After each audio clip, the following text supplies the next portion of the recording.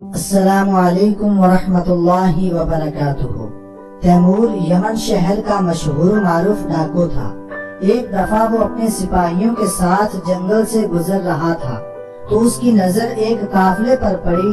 اس نے اپنے سپاہیوں کے ساتھ اس قافلے پر حملہ کر دیا تو اس کی نظر ایک کم عمر بچی پر پڑی۔ تیمور نے جب اس کے باپ سے دینار چھینے اور واپس جانے لگا تو بچی نے کہا کہ تجھے ایک نہ ایک دن مرنا ضرور ہے۔ اپنی عمر کے لحاظ سے بچی نے بہت بڑی بات کی تھی، اس لیے اس کی بات نے تیمور کے دل پر اثر کیا۔ اس نے اسی وقت یہ پیشہ چھوڑنے کا فیصلہ کیا۔ اس نے قافلے کو سارا سامان واپس کر دیا اور اپنے ساتھیوں سے کہا کہ اپنے اپنے گھر واپس چلے جاؤ۔ جب سب ڈاکو اپنے اپنے گھر واپس چلے گئے تب تیمور مسجد کی طرف روانہ ہوا۔ کئی گھنٹے اپنے گناہوں کی معافی مانگتا رہا، پھر اچانک اس کے دل میں خیال آیا کہ اللہ تعالیٰ مجھے بھی تب معاف کرے گا جب اس کے بندے مجھے معاف کریں گے۔ اس نے ایک لسٹ بنائی جن لوگوں کو اس نے لوٹا تھا۔ لسٹ میں نام لکھتے لکھتے اس کو ایک بیوہ عورت یاد آئی۔ اس وقت اس کے پیروں تلے سے زمین نکل گئی۔ وہ بھاگتا ہوا بیوہ عورت کے گھر گیا، مگر اب وہاں دروازے پر ایک تالا لگا ہوا تھا تو پوچھنے پر کسی کو بھی معلوم نہیں تھا کہ وہ عورت کہاں چلی گئی۔ تیمور مایوس ہو کر اپنے گھر پہنچا۔ وقت تیزی سے گزرتا گیا۔ اس نے ایک عورت سے شادی کر لی۔ 2 سال کے بعد اللہ تعالیٰ نے اسے ایک بیٹی عطا کی۔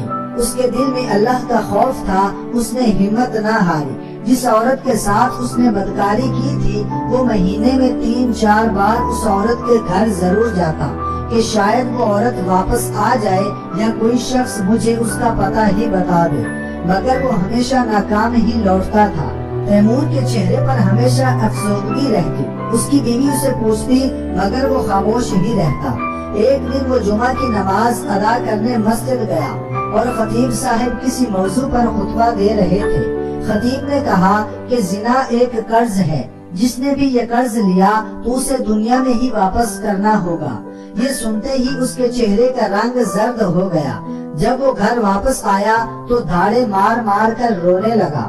کبھی وہ اپنی بیٹی کی طرف دیکھتا تو کبھی بیوی کی طرف، مگر وہ کسی کو کچھ نہیں بتا سکتا تھا۔ بس اس نے اپنی بیوی سے اتنا ضرور کہا کہ تم نے گھر سے باہر ایک قدم بھی نہیں رکھنا اور نہ ہی میری بیٹی کو باہر جانے دینا ہے۔ وہ جب گھر سے باہر کسی کام کے سلسلے میں نکلتا تو گھر کو تالا لگا کر جاتا۔ وہ بہت زیادہ ڈر چکا تھا اور بہت محتاط ہو گیا۔ اسی طرح کئی سال گزر گئے، حتیٰ کہ اس کی بیٹی جوان ہو گئی۔ اس نے اپنی بیٹی کے لیے ایک اچھے رشتے کی تلاش شروع کر دی۔ ایک دفعہ تیمور گھر کو تالا لگا کر کسی کام کے سلسلے میں باہر گیا۔ جب واپس آیا تو اس کی بیٹی کی طبیعت اچانک بہت خراب ہو گئی۔ وہ جلدی سے بیٹی کو کسی حکیم کے پاس لے گیا۔ حکیم نے تیمور کی بیٹی کو دیکھا تو علاج کے علاوہ کئی اور خیالات اس کے ذہن میں گھوم رہے تھے۔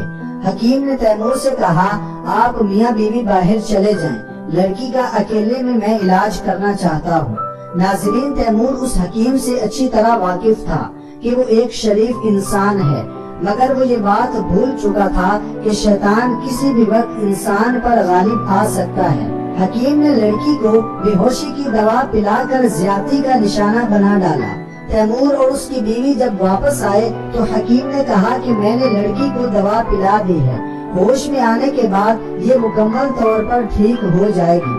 لڑکی کو جب ہوش آیا تو وہ ٹھیک تو ہو گئی، مگر اپنی کیفیت کسی کو نہیں بتا سکتی تھی۔ کچھ عرصے بعد لڑکی حاملہ ہو گئی تو اس نے یہ بات اپنی ماں کو بتائی۔ لڑکی کا ایک اچھے خاندان میں رشتہ طے ہو چکا تھا، مگر جب وہ رشتہ پکا کرنے آئے اور شادی کی تاریخ مقرر کرنے آئے تو لڑکی کی ماں کو یقین ہو گیا کہ لڑکی حاملہ ہو چکی ہے۔ انہوں نے نہ صرف اس رشتے سے انکار کر دیا بلکہ پورے علاقے میں تیمور اور اس کی بیٹی کو بدنام کرنا شروع کر دیا۔ لوگوں نے یہاں تک کہنا شروع کیا کہ ایک ڈاکو کی بیٹی نیک اور پاک باز تو ہو ہی نہیں سکتی۔ تیمور کو جب اس بات کا علم ہوا تو ہاتھ میں تلوار لہراتا ہوا بیٹی کے پاس آیا اور کہا سچ سچ بتاؤ کس کے ساتھ منہ کالا کیا تھا، جلدی بتاؤ ورنہ ابھی کے ابھی سر تن سے جدا کر دوں گا۔ بیٹی نے رو رو کر کہا مجھے کسی بھی مرد نے آج تک نہیں چھوا، سوائے ایک ایسے آدمی کے جس نے میرا علاج کیا تھا۔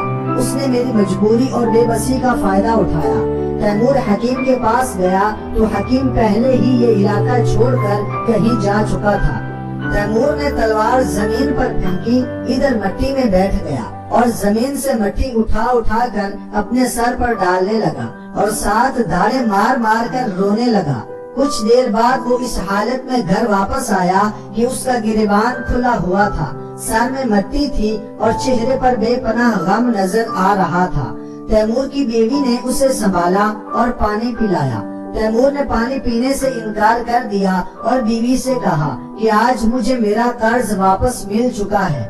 بیوی نے کہا کہ کیسا قرض؟ میں آپ کی بات کا مطلب نہیں سمجھی۔ پھر تیمور نے کہا کہ آج سے تقریباً 21 سال پہلے میں اپنے ساتھیوں کے ساتھ ایک بیوہ عورت کا گھر لوٹنے گیا، اس کا سارا زیور لوٹ لیا اور اس کے بعد میں بیوہ کی طرف بڑھا۔ وہ مجھے اللہ کا واسطہ دے کر کہتی رہی کہ میری عزت کے ساتھ مت کھیلنا، مگر میں باز نہ آیا اور اس کو زیادتی کا نشانہ بنا ڈالا۔ میں اس پر بھی نہ رکا۔ میں نے اپنے ساتھیوں سے بھی کہا کہ تم بھی اپنی خواہش پوری کر لو۔ وہ بیوہ کچھ عرصے بعد حاملہ ہو گئی۔ ذلت سے بچنے کے لیے اس نے خودکشی کرنا چاہی، مگر پھر یہ سوچ کر کہ پیٹ میں اس بچے کا کیا قصور ہے، وہ بھاگتی ہوئی شہر کے ایک مشہور عالم کے پاس آئی اور کہا کہ ایک جھوٹ بول کر میری پردہ پوشی کر لیجئے۔ عالم نے کہا کون سا جھوٹ؟ بیوہ نے کہا میرے بطن میں ایک ناجائز بچہ ہے جو کہ زبردستی زنا کی صورت میں وجود میں آیا ہے۔ جب یہ بچہ پیدا ہوگا تو لوگ میرے پاس ضرور یہ پوچھنے آئیں گے کہ یہ بچہ کس کا ہے۔ میں لوگوں کو آپ کے پاس بھیج دوں گی۔ عالم نے عورت کی بے بسی دیکھ کر کہا ٹھیک ہے، تم لوگوں کو میرے پاس بھیج دینا۔ ناظرین، جب یہ بچہ پیدا ہوا تو علاقے کے لوگ بیوہ عورت کے پاس آئے اور کہا کہ بتاؤ کس کے ساتھ منہ کالا کیا ہے۔ بیوہ عورت نے جواب دیا کہ مجھ پر کوئی الزام مت لگاؤ، فلاں عالم نے مجھ سے خفیہ نکاح کیا ہوا تھا، یہ بچہ بھی اسی کا ہے۔ اگر تم لوگوں کو میری بات کا یقین نہیں آتا تو جا کر اس سے پوچھ لو۔ عالم کی اپنی کوئی اولاد نہیں تھی، اس لیے لوگ قطار در قطار تحفے تحائف لے کر اس کے گھر کے سامنے جمع ہونے لگے اور اسے مبارکباد دینے لگے۔ 2 سال تک وہ عالم اس عورت کو خرچہ بھیجتا رہا، یہ کہہ کر کہ یہ میرے بچے کا حق ہے اور یہ میرا فرض ہے کہ میں اس کی کفالت کروں۔ مگر وہ عالم اس وقت حیران ہوا جب وہ بیوہ اس کے پاس 2 سال کے جمع شدہ دینار لے کر آئی اور کہا کہ وہ بچہ اب اس دنیا میں نہیں رہا، یہ دینار آپ کی امانت ہے، آپ کا یہی مجھ پر احسان کافی ہے کہ آپ نے میری پردہ پوشی کی۔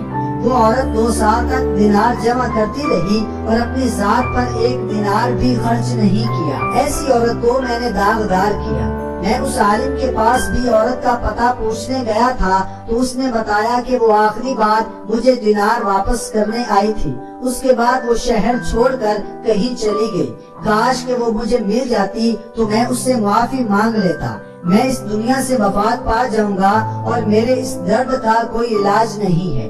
دعا ہے خالق کائنات ہم سب کو ایسے گناہوں سے محفوظ رکھے۔ تمام دوست کمنٹ میں آمین ضرور لکھیں۔